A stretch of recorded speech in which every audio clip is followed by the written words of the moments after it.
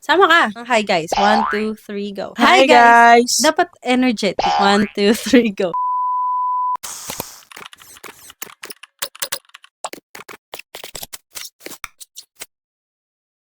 Hi guys! It's me, Pami, and I'm with my girlfriend. Yan yan. Yes, and for today, guys, we are going to react. Medyo nakakatakot to. I don't know kung super nakakatakot kasi pareho namin hindi pa napapanood. So, medyo kinda, new to sa aking vlogging channel. But yeah, simulan na natin at hindi na natin pahahabain pa ang intro. Ang video na pala ito ay galing sa Think Talk Tea. Ayan. Let's go! Let's get started. Walang magkakatakutan na. No, ang pinaka nakakatakot na experience mo sa pag-ghost hunting? Let's check ko sino si Jayski. Later. Okay. Sa Baguio. Kasi nung nagpunta kami doon, ayun talaga yung lugar na na parang hindi ko siya kaya suluhin na mag-explore doon mag-isa. Doon pa lang sa bungad parang ang bigat na niya. Ang ginawa ko, 4 kami noon. Sabi ko, na lang, by team na lang kami mag-explore. Bali, dalawa-dalawa, ganun. Ngayon, nung nag-investigate kasi kami doon, may mga naririnig kaming para siyang parang mga nagchat-chant. Mantra, ganun? Hindi siya man, parang Oh. nagchat-chant ng mga, nagdadasal ng mga madre, ganun. Kasi nga diplomat hotel siya, di ba? Sa mga madre and padre na hotel siya. Pumunta kami ng Baguio noong 2023 ba yun? Kaso kasi hindi na pwede pumasok. So yun na Bawal inaabutan namin, hindi na pwede pumasok. So hindi Kasi ano na namin yung totally na feel kung ano yung feeling sa loob nung diplomat ba yun? Diplomat hotel nga. Diplomat Hotel. Bawal na pumasok kasi marupok na yung building mismo. Sobrang tagal na kasi. Pero ako, dati, nung pumunta sila Papa doon, may pictures sila, nagpicture sila. Ayun, pwede pa silang pumasok that time. Meron din silang parang nakita doon sa picture na face na natakot ako. Na-captured yung Natakot face. talaga ako. Actually, guys, mahilig ako sa mga horror. Pero kapag parang nandun na ako sa scene or sa personal, sa kakita ko ng ganun, feeling ko hindi ko kakayanin. Kasi nakita ko sa picture nila, Papa, may face talaga na parang sumilip, ganun. Ikaw, may experience ka ba sa Diplomat Hotel? Kasi di ba Wala. bago tayo pumunta doon, nakapunta ka na doon prior. Wala naman. Tsaka hindi naman din kami pumasok kasi crowded nung time na yun. Crowded. Kaya hindi kami pumasok or what. Parang Okay. dumaan lang kami. Okay, let's continue. Tapos nung pagtapos namin mag-shoot, nag-check kami dun sa surroundings niya. Kung meron bang malapit na bahay, o may mga nagbibideo, okay ba? Wala eh. Kasi nasa tuktok siya sa ng Dominican Bakit Hill. gumagalaw yung ko? Gumagalaw nga, Bi. Hoy! Oh! Wait lang! Hindi, baka Bakit biglang nag-ano siya. gumalaw siya? Hindi, gumagalaw talaga siya now. Kaya nga, bakit? Alam. Hoy, sino nang Ella? Wait lang, Gumagalaw guys. siya, guys. You're not there para maghanap ng multo? Or Wala naman kaming kasi hindi naman talaga nagpapakitaan sila. Kahit anong gawin. Siguro yung mga namimeke. Oh. Marami kasing ganun, mga namimiking Yung wala pang 5 minutes, naglibot sila doon, may nakita ng white lady. Kaya nga, ang OA nung ganun. Kaya minsan di ako naniniwala. Sabi ko, wala naman yun. Hindi ako naniniwala to sa mga Ouija. Yung sa board yun, naglalaro-laro ng Minsan ganun. hindi totoo. Nakakainis lang na like parang wala man lang authenticity yung video. Hindi natin malaman kung authentic yun. Pero based sa nakikita mo, parang scripted siya or skit. May mga part na scripted. Based sa mga winawatch ko, may mga part na scripted. Pero yung naniniwala kong totoo, yung mga kinocompile, may pinapanooran pa ako ng mga nakakatakot, diba? Yung parang nakokot on camera. Yung Ay, sinesearch parang ko, top 10. oo, like top 10, ganito, ganyan. Yun, mas naniniwala ako sa ganun. Kasi yun talaga is from CCTV or yung nahagip lang talaga sa camera nila, ganyan. Tapos kinocompile nung YouTuber Creator. o yung content creator. Then ikukwento niya kung ano yung nangyari dun sa video. Yun, Mas mas naniniwala ako dun. Meron kami na experience ni Jowa. Siguro presence lang siya ng Sa something. hotel? Sa hotel. Ayun, namin yan guys, anniversary namin yon. Second anniversary namin. Tapos nag-hotel kami kasi first time nga namin Ayun na naman siya, eh! Ba't pag nag-uusap tayo nung nakakatakot, gumagalaw yung phone ko? Nabidyo ko kaya. Oh my God, guys. Teka lang, kinakabahan ako. Pag nagkukwento kami na nakakatakot, gumagalaw yung yung gimbal ko. Hindi ko alam kung technical issue siya or what. Ayun, makikita nyo sa video guys, gumagalaw kami. Hindi namin siya ginagalaw. Wala kaming anything. So, second anniversary namin ni asawa. So, syempre, first time namin talagang yung mag-hotel kaming dalawa. Maganda-ganda yung hotel. Tapos, ang kinuha niya pa, yun? Executive, guys. So, malaki talaga yung room. Pero yung pwesto natin is medyo gitna siya na dulo. Dulo na talaga siya. hindi Dulo siya- siya. Like, nyari, di ba, alam niyo yung mga hotel, di ba, tapat-tapat yan ng pinto. Sa Punta ka sa pinakadulo. Kami yung gitna. Yun na yun. Dulo na yun. Kami yung pinakadulo. Tapos, parang nanonood kami nun na, basta nanonood kami. Bakla, yung pintuan. Mabigat yun. Walang hangin sa loob. Paano makakapasok ang hangin kung hindi naman bukas yung bintana? Wala. Wala as in. Yung aircon, di naman kaya nun Pero tumulak ang bagal ng ano. niya. Ang bagal niya mag-open. Parang gano'n. Tapos guys, nakasara yung pinto ng CR namin. Like, ganito lang siguro yung, ganito lang. Nakasara talaga siya, pero hindi to the point na nakatodo ha. Nakasara lang siyang ganyan. Yung parang may nasabit lang siya, konti. So, guys, mabigat yung pinto ng hotel, ng CR namin. So, kailangan ng force doon para mabuksan mo. Habang nanonood kami, bukas yung ilaw sa Parang CR. pa-close na siya. So, technically, dapat talaga force talaga. Oo. Yung CR doon, guys, bukas yung ilaw namin. Tapos nagulat ako dito sa peripheral ko. Ako kasi yung katabi ng CR. Para siyang sinilip. Bakla, bumukas konti-konti yung CR. Tapos parang,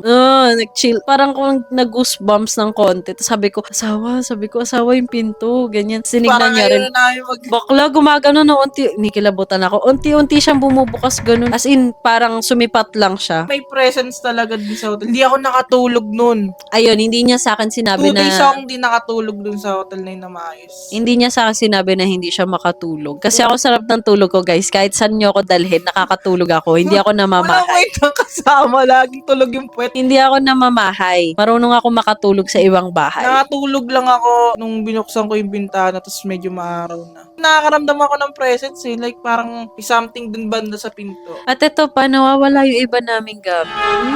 Oo, nawawala. Kunyari, nilagay ko siya sa isang place like table dito. Alam kong doon ko nilagay. Tapos pag hahanapin namin, wala na siya doon. Nasa ibang na siya. Nasa ibang lugar na siya. Ganon. And first time ko makakita ng bumubukas yung pinto ng sarili niya. Wala talagang hangin. Sabi niya, pangahangin lang yun. Niya. Sabi ko, hindi hangin yun. Walang hangin dito sa loob. Pero di ako nakatulog nun.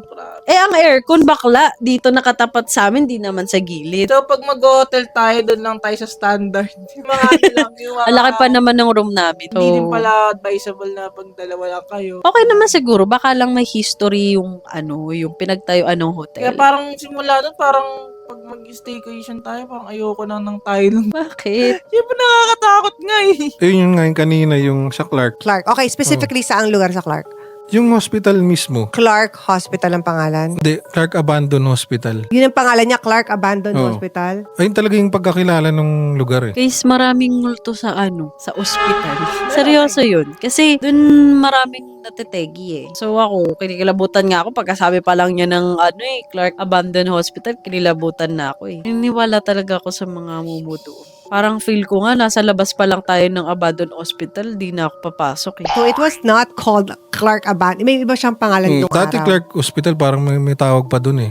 Yung hospital talaga siya. Ngayon kasi abandon na, parang doon na siya nakilala. Ngayon kasi museum na siya eh. Hindi na siya pwede pasukin. Oh. Ngayon nung pumunta kami doon, doon kasi doon sa Clark, meron siyang parang butas. Sobrang liit na butas niya lang, talagang yuyuko ka bago pumasok. Ngayon pagpasok mo doon, parang may nakatayong bata doon sa dulo. Ay, kinilabutan Kasi yung ako! time na yun, parang skeptic pa talaga ako kasi bago-bago pa lang ako noon. Parang hugis talaga siya ng parang nakatayo siya doon na nakatingin sa amin. So, Fudge! nakita namin 3 kami sa isang group eh. Yung isang group nandun din sa kabila. Yung grupo namin 3 kami. Nakita rin yung yung parang shadow figure doon na nakatayo. Sinapitan pa namin yun. Sabi ko, ano kaya yun? Sabi ko ganyan. Paglapit niyo, anong... Wala. Sa Cavite naman to. Doon kami nakarinig ng isipin mo 4 kami. Tapos ulak ng yung higaan ng pasyente. Walang tao? Walang tao doon. Actually, trespass lang nga kami doon eh. Talaga siyang tao. Tapos rinig namin, parang may nagtutulak doon sa taas na parang kinakalat. Oh, yung stretcher, yung parang stretcher ng Yun sabi ko, parang doon ako naniniwala. Meron pala talaga mga ganito, no? doon nga sa Tagaytay. Mm. Na yung sabi mo sa bangin, yung ganun pabangin ng levels. Tapos parang may moment doon na parang nakikipag-usap na talaga kayo doon sa... Nakikipag-usap ba? Parang may mga gamit kayo, Oo. di ba? Anong naging conversation? Kwento mo sa amin. Wala pa kaming alam nun sa mga tungkol sa sabungeros, ganun. Parang yun yung time na hinahanap pa yung sabungeros. May mga nakita kasi kami mga damit doon. Random lang yun na nakikita namin. Sa mga nakasabit sa puno, sa mga nilalakaran namin. Sabi ko, bakit ang daming damit? Baka ang dami Doon kami natapang nagtataka, doon. sabi ko. Kasi hindi nga namin alam yung tungkol sa sabungeros nun. Pero kung kung madami, siguro ang dami talagang namatay dun or pinatay dun, no? Grabe. Dapat talaga is May may investigate justice talaga. talaga. Kawawa naman sila. Ba't ang daming, sobrang daming damit talaga doon? Hindi ko alam saan galing yun. Diba nakasabit sa puno? Meron pa nga isang bag doon, puro damit eh. Ayos yung ginawa namin panggatong yun. Tapos naligo kami doon. Di wala kaming kaalam-alam sa sabongeros Anong doon. connection ng kwento na to sa Sabongeros? Explain mo lang. Para sa akin, siguro, yung iba doon, mga damit nila. Kasi sobrang lapit niya lang doon. Parang inaanod-anod yung damit, ganun. Doon sa gilid-gilid ng ano eh. Shit! Makikita mo siya eh. Baka doon ninuba kasi naano na sa ano. Kinakabahan ako. Ang weird kasi, taal siya, tas may mga damit. May nakatira ba doon? Hindi, nangingisda nga sila doon. Pero ang daming damit. Bakit paanod-anod lang, di ba? So, ibig sabihin, possible, totoo yung ano. Totoo nga. As in, totoo. Meron nga na-discover doon ng mga bangkay, di ba? Last Oo. time. Ang ganda-ganda ng taal. So, kaya nga sabi nila, pag tumiting sa tal, hindi na ganun. Hindi na ganun yung parang dating sa'yo na ano, Hindi nakaka-relax. na yung thought, oo. Iba na, nakakatakot na. Kasi hindi mo alam kung ilan yung tinapon doon sa taal eh. Yung iba na nanonood sa akin, napakakalmado ko daw mag-shoot. Pero totoo niya, kinakabahan talaga ako. Pag nandun ako, lalo na pag may manarinig ako ng unusual na hindi ko na lang sinasabi sa video. Talagang medyo kabado na ako. Pero tinutuloy ko pa rin siya eh. Meron kaming pinuntahan sa Paki, Laguna. Napakaganda nung backstory kasi masakera ako siya. yung doon, yung US Navy, yung may-ari nung, para siyang parang rest house na resort, ganyan. Nagpatayo siya ng resort para siguro maging rest house ng pamilya niya. Doon nangyari mismo yung siya, pinugutan siya ng ulo. Pinagulong daw sa bangin. So yung mga daadaanan doon, puro elevated. Dito na niya nakita yung ulo. Yun, pinagulong daw, ganyan. Yung doon sa spirit box, may sumasagot sa amin na something with letter J, ganyan. Tapos yung napanood namin yung news, yung isa pala sa tima doon, nadamay, yung kasambahay ng US Navy na pinatay. Parang yun yung binabanggit na pangalan sa dun sa spirit box. May tanong ako sa'yo, asawa. Naniniwala ka ba na parang pag dun siya namatay sa place na yun, hindi nakakalabas yung spirit nila? O may kasi, inabutan ako. May kasabihan nga daw. May kasabihan nga daw dun na pag hindi mo tanggap yung pagkamatay mo is parang matatrap ka dun. Like dun sa may pinanood tayo. Yun nga, American Horror Story. Yun nga yung tanong ko sa'yo. Kasi yun doon guys, sa palabas na yun, pag namatay ka dun sa loob ng bahay na yun, hindi ka nakakalabas. Trap ka dun. Unless nga November 1, dun nga yung parang Halloween sa kanila. Pero nga, Choice sila na umakyat na. Pero hindi nila pinipili nagsistay sila dun sa place. nag-stay Kasi sila. yun nga parang yung na-encounter niya, parang dun sa spirit box nila na nababanggit yung name nung isa sa kasambahay dun. Tapos parang naririnig nila yung lakad-lakad or anything. So ako feeling ko, natatrap sila. Kasi siguro, hindi nila accept nga yung pagkamatay nila. Or baka hindi pa sila or hindi nang tanggap or ayaw pa nila umakyat or hindi sila makakyat, ganun. May mga reason behind it. Pero di na alam. Guys, tapos na kami makapagnood ng Ghost Hunter horror stories sa Think Talk Tea. Kasi yung mga huli-huli, mga na lang siya Tag doon, mga parang personal questions na lang siya. Yes. So, wala na kaming marereact doon. And we are filming sa DJI kasi na full storage tayo sa phone. So, pag nag-iba yung angle, alam nyo na yan. Ikaw, may kukwento ka pa ba? Or anything sa kanila, ganyan? Wala. Kung meron kayong mga kwento, Comment. Or may mga suggestion kayo na gusto nyong pag-reactan namin, especially kung mahilig ka sa mga horror, ganyan. Ito naman kasi medyo halo siya. kung gusto niyo may puntahan kami, pero within Manila. What? Kung gusto niyo Pupuntahan talaga? Ayoko. samahan niyo na lang kami. Kung marunong din kayong, or curious din kayo sa mga ghost hunting. Ayoko, mag-react na lang tayo, guys. Ayoko na ganyan. Pero anyway, thank you so much, guys, for watching. This is the first ever video here sa aking bagong YouTube channel. And you will see more na reaction videos. So, maghahanap kami, magre-research pa kami. Pero kung meron kayong suggestion, just comment it down below. Thank you so much. Bye! Bye!